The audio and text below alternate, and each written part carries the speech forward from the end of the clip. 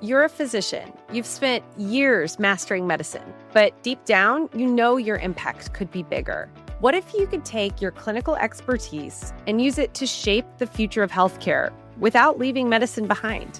I'm Dr. Allison Kerfman, and I went from being a practicing physician to a startup leader, launching a multi-nine-figure company that's transforming care for 35,000 children. And now I'm ready to show you how. Join the Startup Physicians Launchpad, a 6-week course designed to give you the tools, strategy, and connections to break into healthcare innovation. Whether you want to consult or advise or even launch your own venture, this is your roadmap. Spots are limited, so visit startupphysicians.com and register now. Your expertise is too valuable to stay on the sidelines. Let's change the future of healthcare together. That's the other thing I should mention. It is so much fun along the way to have a startup. I mean, imagine the contrast of being an employed physician at a very large health system where nothing happens quickly. Everything happens by committee, which is okay. That's how safe institutions move forward. But the pure joy of having your own startup, you have a vision for what you want to do, the team decides to do something, and you just do it. And even if you don't know how, the attitude is, I'll figure it out. That's why people love working in startups, like assembling a plane in midair while you're falling out of the sky. It's incredibly enjoyable, so long as the problem you've identified gets you super excited. Welcome to Startup Physicians. Please like and follow our show to join our community of physicians who are reimagining healthcare delivery. Hi, everyone, and welcome back to Startup Physicians. I am your host, Dr. Allison Kerfman, and I'm really excited to have Dr. David Keynes on the show today. He is a colleague of mine who has a very interesting story and has really identified a problem in his practice that turned into a business. And he'll have a lot to share with us about his pathway and his background and how he got from practicing full-time clinical medicine to actually building and starting a company and still practicing medicine. So David, thank you so much for coming on today. Thanks for having me, Allison. This is great. I really appreciate it. Yeah, no, we're gonna have a great conversation. And if you could just go ahead and start by telling us a little bit about your background, how you went through your training in med school, and did you ever think you were going to start a business? And all right, so I am an only child. I was born in South Africa to non-physician parents. I lived in Canada for a while. When we immigrated, we went to Canada, and then I grew up mostly in New York. I went to undergraduate at Yale, and then I went to med school in New York City at Cornell. You know, the decision to become a doctor was something that I thought about since I was a kid, going to see my own pediatrician. And it was always in the back of my mind as something that I wanted to do. But really reflecting back, it was also a choice based on safety. In other words, I remember thinking, I will always have a job. I'll get paid decently well. It's very unlikely that I'll get fired. And I'll have a, nice, steady career doing something meaningful. All that is true. But I had friends, I graduated from college in the late 90s, and the internet was just coming into fore. I had friends who ended up working with startups and going to work for incredible companies, some of which are now household names and some of which crashed and burned. But even the ones that crashed and burned, those people had very successful careers. And I was afraid of that path. yeah, I remember that distinctly. And honestly, I never thought of that before, but there's a chance that most of us as physicians may lean more on the risk-averse side of things that is sometimes a challenge to overcome when you're working with startups. Yes. I mean, I think by our nature, I think medicine does attract risk-averse people, and that's a good thing. We're constantly making decisions on behalf of our patients to mitigate risk. That's all we do all day long on behalf of other people that we care about, right? And who are trusting us. So maybe it's a necessity that it attracts that kind of personality. But I also think I wouldn't be good at that. Like I'm good at biology, so I should do this. Like, what business do I have starting a company? That's not my thing. Yeah, and honestly, it's like, what business did your friends have starting a company either? Yeah, right. I mean, they're no smarter than I am, and but with medicine, there's a path to follow, and the path is like it's the same path. I'm a urologist, and to become a urologist, every generation's got to basically go down the same path. It's all laid out for you. If you want to start a business and it's an original idea, the path is not laid out. I mean, yes, the path of starting a business is somewhat laid out, but it can be intimidating to think that you're doing something uncharted. So anyway, we're Yeah. setting the stage, but I will tell you, I distinctly remember thinking that's not for me. That entrepreneurial pathway is not for me. I'm going to become a doctor.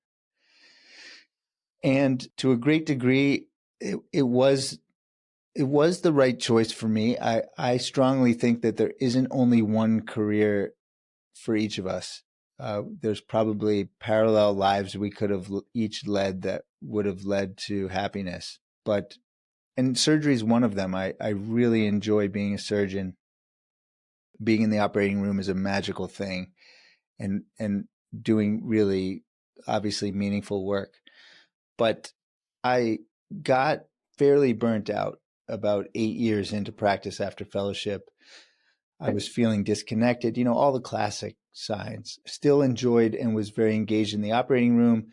Clinic days for me started to become something that I would dread. Um, when you're interviewing for medical school and the person asks you why you want to become a doctor, and then the Yeah. 19th time somebody asks you that, you tell the same story, but you have to sort of maybe change it a little bit to make yourself remain interested, and you have to give it with the same enthusiasm that you gave the answer to the first person who asks you. Well, in urology and really, frankly, any medical specialty, all these basic facts that I was teaching my patients, I had now at this point explained thousands of times. What does the prostate do? How do you get kidney stones? And I'm sitting there thinking, God, like this is getting really old. Very repetitive. And you were recognizing a pattern, right? So part of this is pattern recognition and identifying a problem or an inefficiency. Yes, it's an inefficiency. It's a problem. It sounds like a selfish problem when you first hear about it. Like, who's this self-centered doctor who doesn't want to explain how kidney stones form again? But if you think about it, like, where is it written that I have to explain that from scratch every single time? Well, and are you as good at saying it in a way that's really, understanding to the patient when you're doing it for the 20th time in a day? And, is the quality of your presentation of discussion and education the same every time? So, I Right. mean, Here's the realization that I came to. I really enjoy talking to patients, but what I most enjoy is having a real human interaction. And when you have a real interaction with somebody, you can't really predict what's going to happen next. And that's what makes it feel spontaneous, and you feel alive, and you feel like you're in the moment with somebody. And if somebody waited a few months to see me, what I think the patient wants is a discussion about what's happening to them specifically. And if it could be possible for the patient to bring themselves up to speed on the basics before they show up, then guess what? That 15 minutes that they have with me is going to be so much more meaningful for them. And then also meaningful for me because, I do have to have a 35-year career. Or, we want doctors to stay in medicine and not leave, or God forbid something worse, like commit suicide. So how the doctor feels about their workflow is important. And I don't think it's selfish. I think it's important to think about how can you get through your days in a way that you're going to be able to be sustainable. brings you joy. Yeah. Yeah, they'll Like bring you having those joy. richer interactions. That's right. So, by the way, I'm telling you what's happening when I'm burnt out and I'm identifying this problem. I am nowhere near thinking I'm going to start a company at this point. I'm only thinking this is a problem and I need to fix it for myself, not for anyone else. So I do a lot of oncology and I see a lot of prostate cancer. I'm explaining what is cancer grade, what is cancer stage, what's the Gleason score, what is the prostate, here's the anatomy. And I recorded a video. And I don't know, those Loom videos where your pictures in the circle while you're Yeah. recording your screen? Yeah. So I said, all right, enough is enough. I'm going to record a Loom video of a really good explanation of Gleason score. For people who are following along, this is an MVP. I talked about Yeah, pretty minimum much. viable product. You needed nothing. You needed a free Loom account Yeah, and your brain, and you're like, I'm going to solve this problem. right. Exactly. And then, the National Comprehensive Cancer Network prints these beautiful PDFs, a patient guide for every cancer you can think of. Whether those guides actually end up in front of patients is a totally separate problem that can be identified. But I started asking my administrative assistant, listen, if someone's seeing me for prostate cancer second opinion, send them this PDF and send them a link to this video. And what I noticed was, it doesn't apply for every patient, but most patients watched the video and read the whole PDF. And they came in, and first of all, they started by saying, thank you. I walk in the room and almost universally, thank you so much for sending me that information. Nobody's ever done that for me before. And that was really helpful. I have some questions. And we got right into answering their questions. Now, the previous workflow for me was the patient would surface their list of questions in the last minute of the visit to the point where I would probably visibly sort of sigh, like, oh God, here's the list of questions. There's no time for that, which is totally And these are unfair. patients that are dealing with, oncology issues, or they Yeah, really need to talk to someone about their questions. exactly. So instead of resenting this list of questions that now I had no time to cover, we spent the whole visit talking about their questions and their particular cancer. And let's review your MRI. And it was personalized medicine the way I think it should be. And I was enjoying it, like really enjoying being a doctor again. And I have this thing that I say sometimes now as I recount this story, that if we could get back to our medical student self or even our undergrad self, thinking about why we decided to do this in the first place, something about patient care and patient interactions was really lit our fire, right? So what this was for me was getting back to that. How can I make most of my day one enjoyable patient interaction after another? And one way is to try and pre-educate the patients to the extent possible. So I solved the problem for myself. And by the way, Linktree and companies like that had just come out. And for listeners who don't know, when you have an Instagram profile or a Twitter profile or X, they only let you put one link in your bio. So there's a whole bunch of companies that will let you make that one link go to a landing page with a stack of buttons so you can put your Oh, web. so you can put a bunch of links in one Yeah, link. my podcast, my website, my whatever you want. So I saw those companies start to come out and I thought, boy, that would be a great way to organize patient education materials. And so the idea for what eventually became WellPrept was born. And my MVP was hijacking one of A those. Loom video. Yeah, a Loom video and a Linktree site, essentially. And I had a bunch of my friends, I called up some colleagues and I said, hey, I've been doing this thing where I'm sending links to patients beforehand and it's totally amazing. But just to make sure I'm not crazy, would you mind trying it out? So that's like beta testing. This is beta testing, but I didn't think of it that way at the time. I was just like, all right, the logical thing to do is to just make sure I'm not crazy. So I have a couple of friends try out this new workflow and they were doubling down on it. They were taking the QR code of this landing page and reprinting their business cards with it. Oh, So wow. Yeah. So at that moment, to say I knew I should start a company, it was more like it became such a passion that the idea would not leave me alone. I know And that feeling. yeah, and let me just backtrack for one other important aspect to this that shaped my thinking was I had a mentor who invented a few surgical devices, and they were successful devices that were widely used in the urology market.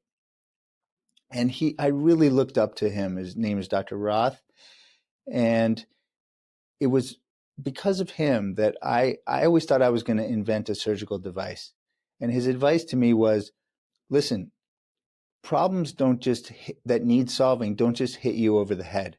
You have to be looking for them. Most people just go through their day to get to the end of the day. And if they encounter frustrations, they just plow through them. Complain about it.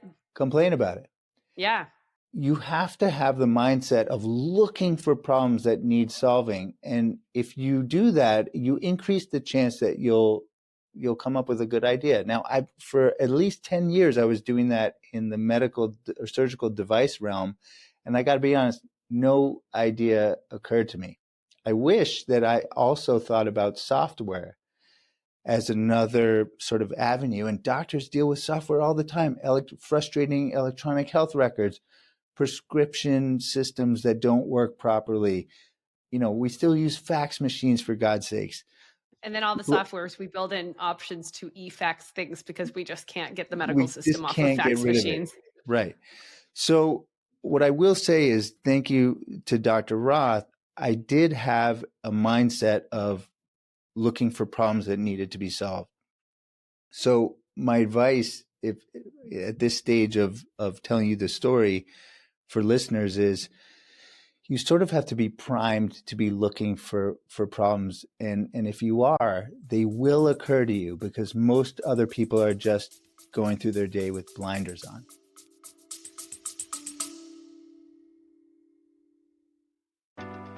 You're a physician. You've spent years mastering medicine, but deep down, you know your impact could be bigger. What if you could take your clinical expertise and use it to shape the future of healthcare without leaving medicine behind? I'm Dr. Allison Kerfman, and I went from being a practicing physician to a startup leader, launching a multi-nine-figure company that's transforming care for 35,000 children. And now I'm ready to show you how. Join the Startup Physicians Launchpad, a 6-week course designed to give you the tools, strategy, and connections to break into healthcare innovation. Whether you want to consult or advise or even launch your own venture, this is your roadmap. Spots are limited, so visit startupphysicians.com and register now. Your expertise is too valuable to stay on the sidelines. Let's change the future of healthcare together.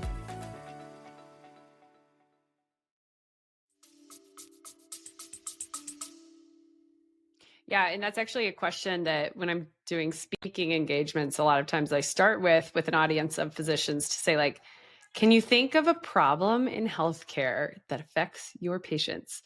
I've yet to find anyone who can't think of a problem, but if you're going through your day with that lens or that perspective, and instead of feeling so beaten down and like despondent that like all these things don't work and feeling like, the system's so broken, looking for problems in a positive aspect of like, well, I wonder if there's anything I could do about that. I wonder if I could fix that, and a lot of us don't have the capacity to feel that way because we're drowning in, tasks and patients. But I think it's really great the way you took a problem that you saw and actually just did a little thing. Yeah, I mean, physicians are in the best position doing the daily work to know what's needed to solve it, not somebody else. I've also heard people say, and so I'll repeat it because it resonates with me. People aren't circling around physicians figuring out ways of saving them. That just doesn't happen unless it's an obvious lucrative opportunity, and those are few and far between. We're the ones in the best position to identify what problems need to be solved. I mean, the concept of pre-education is only going to potentially occur to people doing the job. Yes, that's such an important point, because I sometimes feel like physicians come to me and they say, like, I don't know what I possibly know that these like very smart investment bankers or AI people like want to know. And I'm like, they don't know anything about what you know. And you hold the answer to the problem. You hold the perspective on it. They may have data, they may have software, they may have ideas, but they need that physician input. And I think that we actually are very well equipped to do deep analytic thinking on things and assessments and understanding like whether something may work or not. And people just aren't used to that type of work, and they think that maybe it's the risk-averse thing, maybe it's the wanting a very clear path thing. But for the most part, almost every doctor I talk to says like, I don't know what I would have to contribute to that space.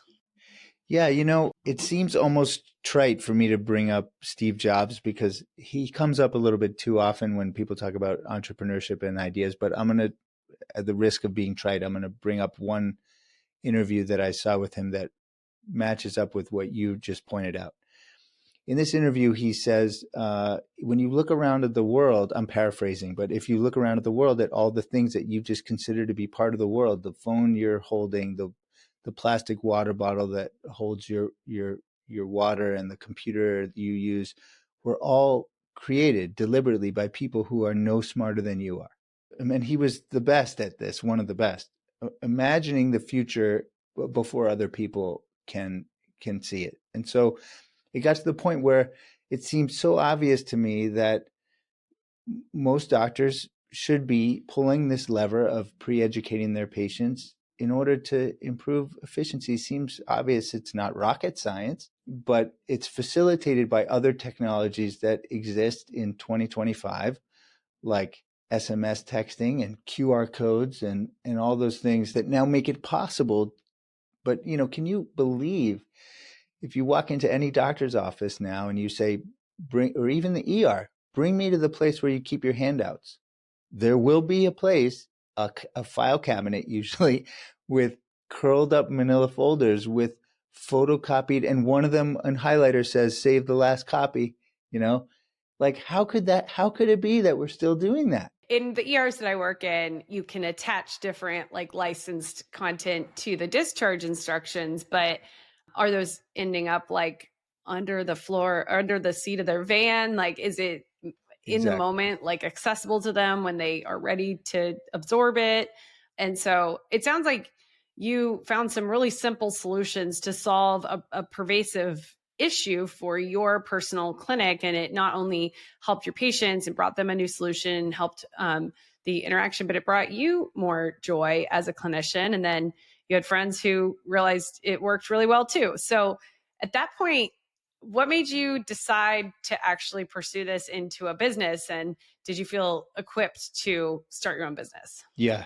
So that's a wonderful question. So listen, I told you I was primed to look for problems. I should mention, I've thought of a lot of terrible ideas over the years that never amounted to anything. And me too. Yeah, there you go. I mean, a good sign, I mentioned it before, but I'll just repeat it again. A good sign that you have a good idea is that it doesn't fade. You think about it a few days later and weeks later, and it just will not leave you alone. So, I know from talking to a lot of doctors, as you have, the next step is usually where people just absolutely stop with thoughts like, what right do I have to start a company? Do I need an MBA? I don't have an MBA. I've never done this before. Am I allowed to do this? Yes. How do I actually even thought of that when you were talking about this. I was like, well, you're an employed physician, or you're a private practice? Employed. Yeah. It's like, you said this when we were talking before, like physicians really want to ask permission for everything. And it actually crossed my mind. It's like, oh, did you have to like ask someone if you were allowed to like send your patient's info? Or I guess you were probably doing it through their portal or some way that you already were communicating. If you've ever read Crossing the Chasm, have you read Crossing the Chasm? So I have not. it's a classic book about the technology adoption curve. Any new innovation goes through a repeatable curve where the first people to try stuff are early adopter personalities who tend to not ask for permission. As it turns out, I'm one of those personalities. Yeah, So, me so too. yeah, I mean, I sort of reasoned it that I'm doing it for patient care. If I didn't send them the link to the NCCN guideline, I would have said, go to the website, click on patient resources, find the cancer that you have. And that's just cumbersome. So I'm just doing the same thing in a different way. But yes, don't have an MBA. I didn't even take Econ 101 in college. I have no business background at all. But I was very, very passionate about this idea because it helped me so much. It became almost a mission to try and put it in the hands of as many colleagues as I could. I mean, doctors are in trouble right now. Yeah. And when you start with a problem that becomes so, and you then find a solution that you're so mission driven about, like that's what creates that drive and that growth. Exactly. So because I am an employed doctor, the first thing I did before I started an LLC, before I bought a domain name, before I did anything, I did go through the intellectual property committee because I didn't want, above all, for there to be any issues related to that. This is a really important point, and I emphasize this to everyone who goes through my trainings or who wants to start something. It's so important to look at your contract. I tell people there's generally like three flavors of contracts. One, there are a few that say basically you are not allowed to do external like consulting, and if that's the case, then if you're about to sign a contract and it says that, I would highly recommend you ask them to take that out. That's rare. On that other, at that same extreme end, is that if you develop anything, no matter what it is, even if it's like a kitchen appliance, while you're employed by them, even if you do it on your time off, that there is some amount of ownership that institution has over your intellectual property. And right. that is a clause that I've seen in some people's, I mean, I actually know some physicians who have come to me and they've been like, I have this idea, I want to build it, but I'm not going to while I'm employed by this institution because they didn't want them to have ownership. They wanted to keep their ownership of their idea.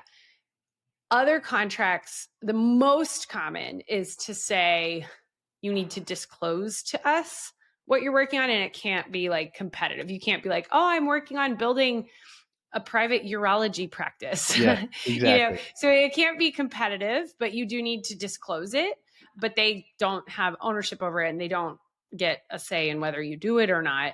And so that would be what I would say is the most common, but I always want doctors to check their contracts before they get into this sort of thing. And I'm sure you also probably consulted with your own lawyer. Yes, I did consult with a lawyer, and first of all, I love the way you encapsulated that. There's no wonder why doctors want to come to you for this kind of advice. It was exactly what the situation is at most employed hospitals or private practices or what have you. So yeah, I mean, that was the first thing to square away, and it took a while to come to some sort of agreement, and it involved my doing this on my own time and a few other stipulations. After that, I didn't have the language of an MVP and all that stuff. This is all in retrospect that I had created an MVP, as you said. I learned that later. But so I decided I need to develop this software. Unfortunately, that's not one of my skill sets. So at this point, I did what I completely self-motivated, what I, in retrospect, consider to have been sort of an honorary MBA. I just started devouring books, a lot of the most common startup books, things like 0 to 1. There's another book by April Dunford, which is called Obviously Awesome, which it's the most number one recommended book that I tell people. It shaped the way I thought about WellPrept in the early days. It essentially talks about product positioning. It doesn't matter how good your idea is. If it's framed in the wrong way to the general public, it will fail miserably. And there's lots of ideas like this, like the Segway motorized scooter is a classic example of something that could have been much more pervasive had it been positioned properly. And instead now it's mostly just for city tours and mall cops. Yeah. So anyway, I started devouring books and devouring podcasts.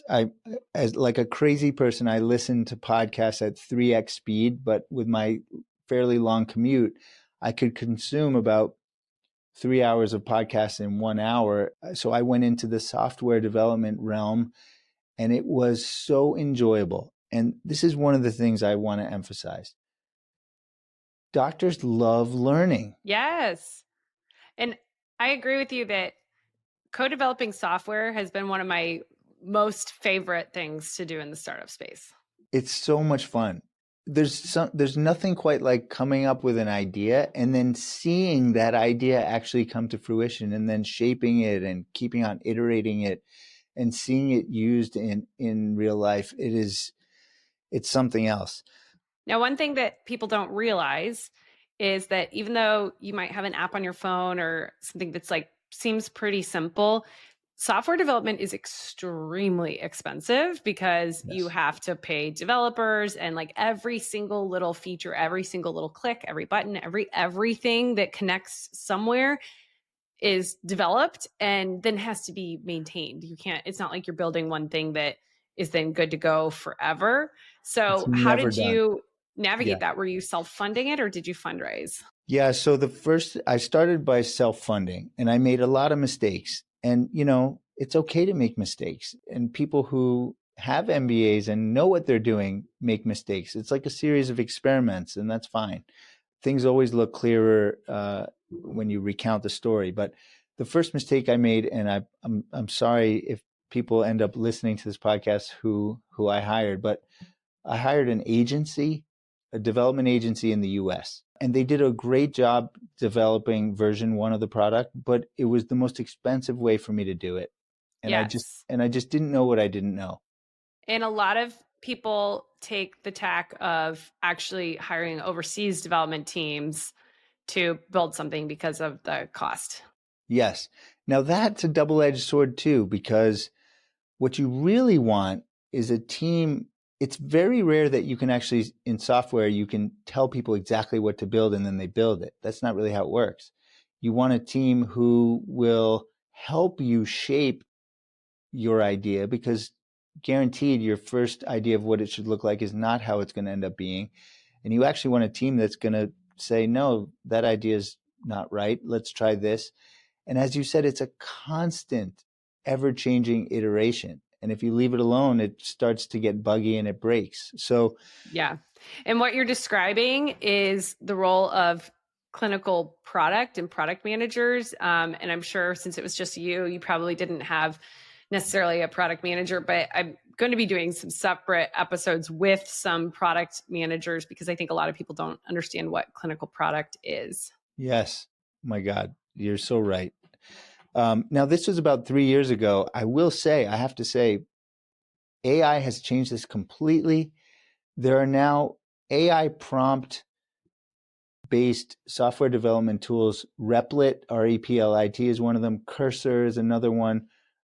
Vercel V0 is another, where you could, by doing plain language prompts, if you're willing to sit there and iterate a little bit, create an MVP for yourself, or at least the first version, to show a software development team more precisely what you mean, which can massively cut down on your costs. It's changing every week. Yes. So I use AI in almost every element of my business. So I use it as the first pass for almost everything, for contracting, for proposals, for, anything that you would otherwise have to like pay someone a lot of money to do, or yes, research or market research.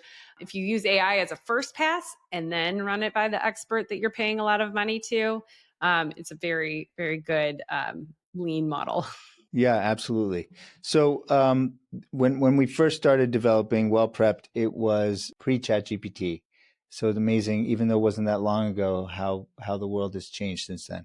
So with this agency, we developed the first model. But one thing I'm very proud of, and I think you'll appreciate this, is that my prototype, I got the first paying customer with my prototype before we even had a developed version.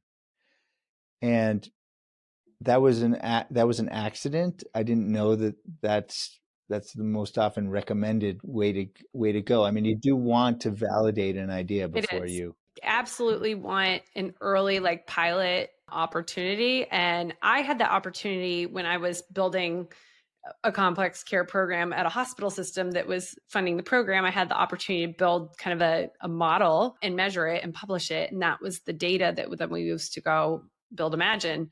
But I work with a lot of other companies that one of the very first things they try and identify is there a way they could do a very small piece of a version of this and get paid for it, even if it's going to ultimately be a very small revenue stream, Yes. but have that iterative feedback, because that is a really important step in actually able to generate revenue for future steps and iterate on the product. Yeah, I mean, I wasn't going to write checks out of my own pocket unless I had some signal. You need signals. You need strong signals that you're not just a crazy person and nobody else needs your solution. Did you build a financial model before you invested in it? I didn't build a financial model because my hesitation there was there's so many variables that I can paint a model and make it look like really anything. I mean, yes, you can calculate X number of physicians are in the US, and if only X number adopted your solution at Y dollars per month, it could look like this, increasing by a certain percent every month. I didn't go through that exercise any more than a back of the napkin type of approach. At that point, it was more about my passion for the solution, and I did have a paying customer with the crappiest prototype you've ever seen. Yeah, no, that's amazing. And that's how a lot of startups start, especially ones that are not being funded. One of the reasons why it's worthwhile for people who are in the same stage that you were at that point, it is an investment to build a financial model, but that's part of what I learned when I incubated this company at the private equity firm. We built the whole thing on paper. We knew exactly what sort of revenue streams it could generate. We knew exactly how to predict ROI. We knew exactly what variables. It was 1,000 or more assumptions all going into the same model, but all the variables we talked about over and over and over again, and got feedback and got new inputs and kept modifying it. And every time it's essentially spitting out like this whole giant Excel is spitting out like one number. And so that's how, if you are going to go to VC for funding, you have to have like a really clear financial model. But in your case, it sounded like you didn't need that. Well, yes and no. I'll say I made the mistake of not doing that when I was in the bootstrapping phase. But after that, I had reached the limit of how much I was able to contribute on my own. And we had more customers at that point. And so at that point, I assembled a team and we raised a seed round. And it was a safe round. It's sort of Y Combinator style. We did create a financial model at that point. So when we did a more formal round, yes, we formalized a model of how we thought growth might look like. Yeah. And I moved my development team offshore. At that point, I had a year under my belt, and the learning curve was just phenomenal and incredibly enjoyable. That's the other thing I should mention. It is so much fun along the way to have a startup. I mean, imagine the contrast of being an employed physician at a very large health system where nothing happens quickly. Everything happens by committee, which is okay. That's how safe institutions move forward. But the pure joy of having your own startup. I'll give you an example. We're starting to get traction, and patients are visiting WellPrept pages in high numbers every month. And I said, we really ought to collect some patient surveys. And everyone on the team immediately, yes, we should do that. So the next day, we put a survey together using an online tool, put it in the code, and started collecting data within 3 weeks, we had 1,000 survey responses from patients, and all of a sudden we knew how much they were loving it, and they were putting in anonymous quotes about, I wish all my doctors did this, and this, I feel so much less anxious about my condition now. That's amazing. That's just an example of, you have a vision for what you want to do. The team decides to do something, and you just do it. And even if you don't know how, the attitude is, I'll figure it out. That's why people love working in startups. And, I wouldn't change the way my life trajectory went, but if I could go back in time and talk to my 18-year-old self, 19-year-old self in college, I would have said, listen, you're a creative person. Guess what happens when people work at startups and then the startup fails? It's considered fantastic experience, and you get rehired in the next startup. And it's a wonderful roller coaster ride, and you get to be creative and you figure things out on the fly. The classic description is, it's like assembling a plane in midair while you're falling out of the sky. And it's incredibly enjoyable, so long as the problem you've identified gets you super excited. I think that's a great point. And just as we wrap up, are you still practicing clinically, and how have you balanced your clinical work? Yeah, so I'm still practicing clinically. WellPrept has gained traction, and I may soon be at a crossroads. Time is the most precious resource that we have, and because I'm waking up at 4 a.m. and burning the midnight oil in order to work on this on my own time, it's starting to come to a head. This balance won't be sustainable for very long. Yeah. And I mean, I think that we're all always having to juggle all of our different obligations. And the thing about being an entrepreneur is that, and a physician, like you have job security as a physician. And if this thing ended up not working out, you would always be able to get another job as a physician. Correct. But you can kind of think of it as like dials that you turn up and down, you turn your FTE up and down in different ways. And it was super important to me when I left full-time practice to stay involved, stay credentialed. It's like you can stay licensed anywhere if you just like pay the fee. You can stay board certified if you answer the questions, but staying credentialed in your field is something that is really hard to come back from if you take a few years off. And so I kept my foot in the door. I still practiced pediatric emergency medicine, even at the peak of the frenzy of building a company. I was still going to the ER, even if it was very part-time. And then when I moved into this more advisory role, I took on some more ER work. So it's always something you can play with. What do you tell doctors if they say, is it clear what the minimum number of hours someone needs to work per month?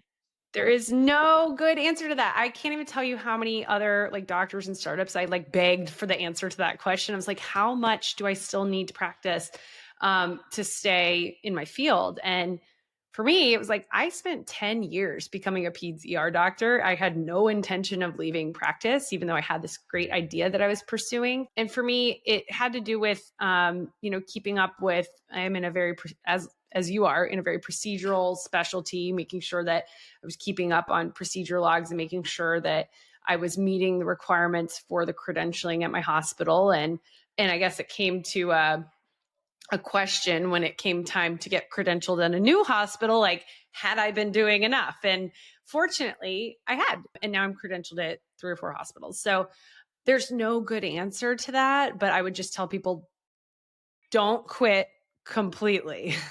Yeah. It's amazing that there is no specific answer to that question. Yeah. So listen, I really appreciate you having me on to tell my story. Since I suspect there's a lot of potential entrepreneurs listening to the podcast, I would just say you need to prime yourself to look for problems, and you don't need any permission to pursue them once you figure it out. Nobody who has gone through this fantastic journey is any smarter or more capable than you are. Doctors are the brightest, most creative people, but they often don't realize it.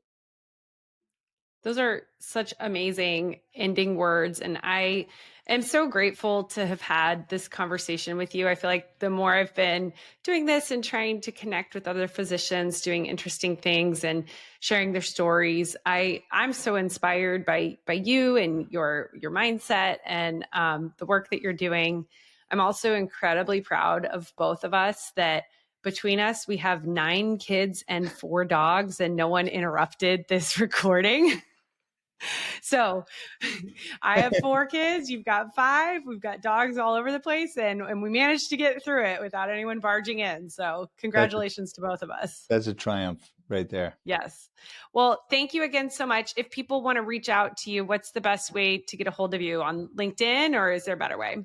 Yeah, I'm pretty, LinkedIn is fine. It's David Canes, Canes. I'm pretty active on X. My handle is Canes David, CanesDavid. People can check out WellPrept. It's a deliberate misspelling. It's WellPrept.com. Great. And we will make sure to put all of those in the show notes as well for people to click on. Great. Awesome. Well, thanks for joining me today, and we'll talk to you soon. Thank you for listening to Startup Physicians. Don't forget to like, follow, and share.